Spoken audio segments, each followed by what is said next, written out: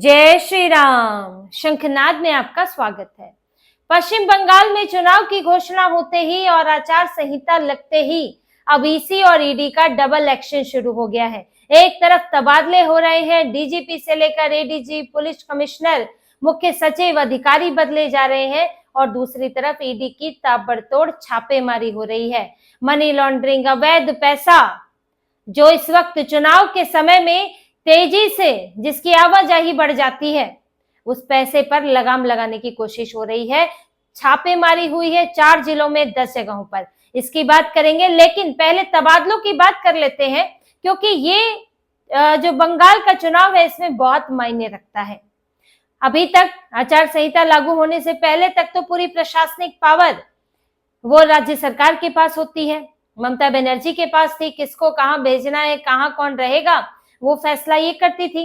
और हालत ये थी कि जब आईपैक में ईडी छापेमारी के लिए पहुंची है, वहां पर जांच कर रही है, तो ममता बनर्जी डीजीपी से लेकर पुलिस कमिश्नर सबको उठाकर वहां ले गई।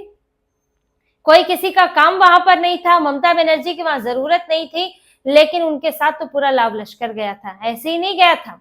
ममता बनर्जी का पूरे प्रशासन पर कंट्रोल है और प्रशासन और पुलिस उनके कैडर की तरह काम करता है। लेकिन देखिए, आचार संहिता लागू करने से ये तो होता है कि अब ये सारी शक्तियां चुनाव आयोग के पास चली जाती है। एक तरह से चुनाव आयोग ही अब राज्य को चला रहा है, प्रशासनिक मामलों में, पुलिस के मामले में। वो एक अलग बात है कि जो चोरी के, हत्या के, इस तरह के मामले होते हैं, रोजमर्रा की सुनवाई तो पुलिस करेगी ही, लेकिन पुलिस कैसे काम करेगी, कौन अधिकारी होंगे, ये सब जो तय करेगा चुनाव आयोग। इसलिए चुनाव आयोग ने अभी बड़े तबादले किए हैं, जिसमें डीजीपी रैंक का तबादला, पुलिस कमिश्नर और कोलकाता के पुलिस कमिश्नर, एडीजी, मुख्य सचिव, प्रधान सचिव, इनके तबादले हुए हैं। पश्चिम बंगाल के नए डीजीपी हैं सिद्धनाथ गुप्ता।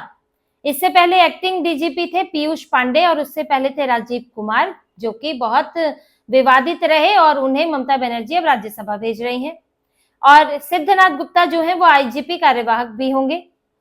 कोलकाता कमिश्नर नए हैं अजय कुमार नंदा, इससे पहले थे सुप्रतिम सरकार। एडीजी कानून व्यवस्था अजय मुकुंद रानाडे, डीजी सुधारात्मक सेवा नटराजन रमेश बाबू, इनकी नियुक्ति हुई है। मुख्य सचिव पहले थी नंदिनी चक्रवर्ती, अब है दुष्यंत नारियाला।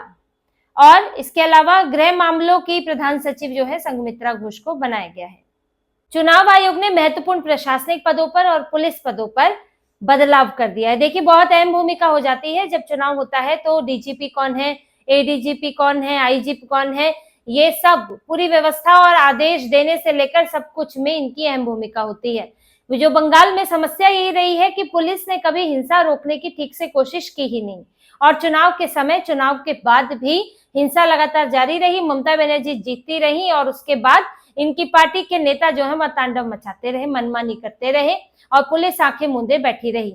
लेकिन अभी जब तक चुनाव यहाँ पर चुनाव होना है, उसके बाद नतीजे आने हैं, तब तक वहां पर चुनाव आयोग ही पूरा प्रशासन और ये सब नियुक्ति देख रहा है। तो ऐसे में जब यहाँ पर सोच समझकर जो है अधिकारी बदले गए हैं और इस बात का ध्यान रखा गया है कि अधिकारी उस खेमे से ना आते हो जो ममता बनर्जी के पीछे चलता है, वो अधिकारी हो जो निष्पक्षता बरत सके। क्योंकि देखिए, हिंसा कभी भी विपक्ष के लिए इतने बड़े स्तर पर हिंसा करना संभव नहीं होता। कुछ एक इलाकों में हो सकता है जहां पर उनका दबदबा हो, लेकिन जिस तरह की हिंसा होती है उसमें विपक्षी पार्टियां इतना सब कर सके, क्योंकि इसके लिए आपको पुलिस संरक्षण जरूरी है। आप कुछ करने जाएंगे, पुलिस आ जाएगी, तो आप कैसे करेंगे? लेकिन जब टीएमसी के लोग निकलते हैं तो पुलिस जो है आंखें मूंद लेती है। तो इसलिए ये जो डराने का काम होता है, बूथ कैप्चरिंग का काम होता है, वो सब जो है पुलिस की मिली भगत के बिना संभव नहीं होता।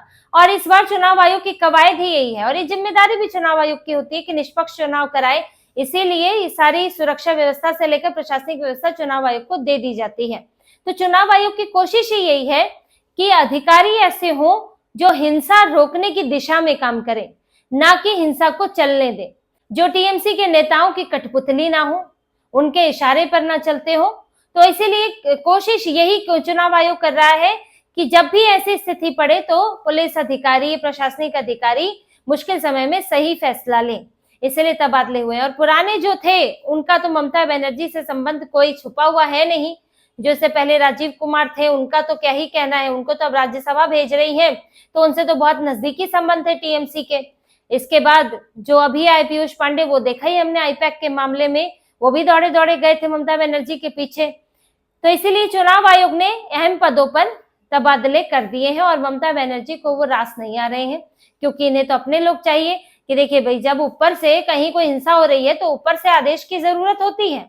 जो वहां का थाना है वो कितना कर लेगा, और उस थाने में तो डर अलग होता है वहां के लोगों का, तो और टीएमसी के कार्यकर्ता, ये सब नेता, इन लोगों के से तो और ज्यादा इनकी मिली भगत रहती है।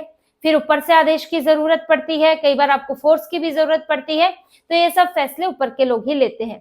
इसी तरह से मुख्य सचिव हैं, जिन्हें तो मुख्यमंत्री कार्यालय के साथ मिलकर काम करना होता है, जो सचिवालय देखते हैं, तो इनकी भूमिका भी अहम हो जाती है। आपको मैं जानकारी दे दूं, जब चुनाव आयोग ने 4 अधिकारियों पर, 3 अधिकारी और डाटा एंट्री ऑपरेटर पर कार्रवाई की थी, आदेश दिए थे कि इनके ऊपर कार्रवाई करो, तो ममता बनर्जी ने तो चुप्पी साध ली थी कि नहीं करूंगी, मैं तो उन्हें बचाऊंगी।